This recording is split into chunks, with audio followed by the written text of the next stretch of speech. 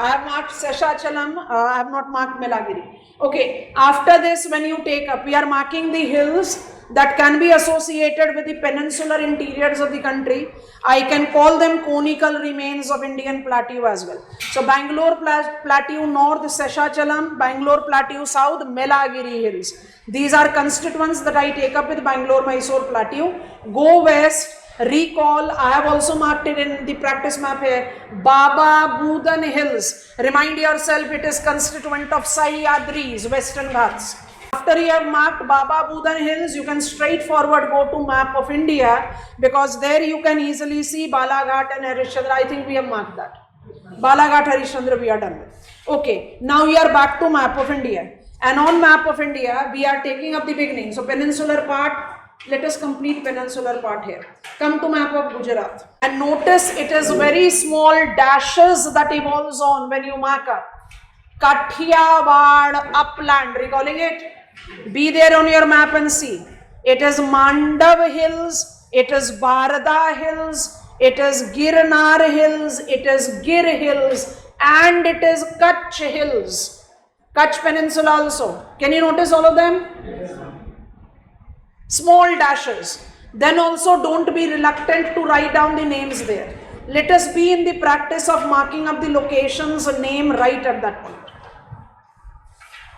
So all the minor constituents of the plateau region also we are done with.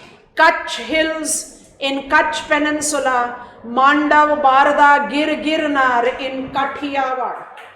They all are dissected remains with conical edge. So we mark them as hills. Comfortable? Items are less right now, so we can add at least 3 more arcs. Map of Jammu and Kashmir in front of us, and Ladakh, of course. We are still not very habitual of talking about bifurcated Jammu and Kashmir. Come on to the map. Mark Karakoram, Ladakh and Zaskar ranges. Karakoram, Ladakh and Zaskar ranges. Have you marked them? Arcs will run east-west. As you can see, I just zoom it out, it will be easier for you to notice. Karakoram, Ladakh, Zaskar. Can you remind me the names of the rivers that are actually playing the role in demarcating or dissecting Karakoram from Ladakh? Shyok. Shyok is a dash bank tributary of Indus. Right bank. And Ladakh is dissected or distinguished from Zaskar range because of 2 rivers. Zaskar, Indus and Zaskar. Sorry, slip of tongue. Indus and Zaskar. Zaskar is a dash bank tributary of Indus. Left bank.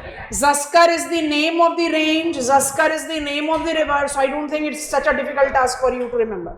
And that is the reason I find much broader gap between Ladakh and Zaskar ranges.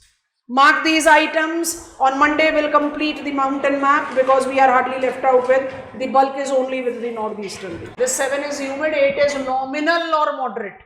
Means in tropical category you are using the 2 names which you have applied to 2 climatic region in subtropics. Otherwise also I can use moderate, nominal as synonymous term. So actually 2 and 4 are continental climate, no denial. 2 is more continental than 4. Thus 2 is with least influence of advancing monsoon. What will be with 4? More I step towards west, advancing monsoon becomes weak, western disturbances become strong. More I go towards east, advancing monsoon becomes strong, western disturbance becomes weak. I have got moderating influence of both of them. I am continental, thus I have heat wave, cold wave condition. And now when I talk about retreating monsoonal season, 2 is also likely to have October heat. But because I am aware of what is the mechanism of October heat, I need to have a more successful advancing monsoon to create it. 4 is more likely to have October heat compared to 2. If comparison is taken, yes or no? Truly more continental is 2, but 4 is also continental climate. And it has got the imprint of every possible weather mechanism that we experience, of course barring the exception of cyclone, because we are too continental to be here.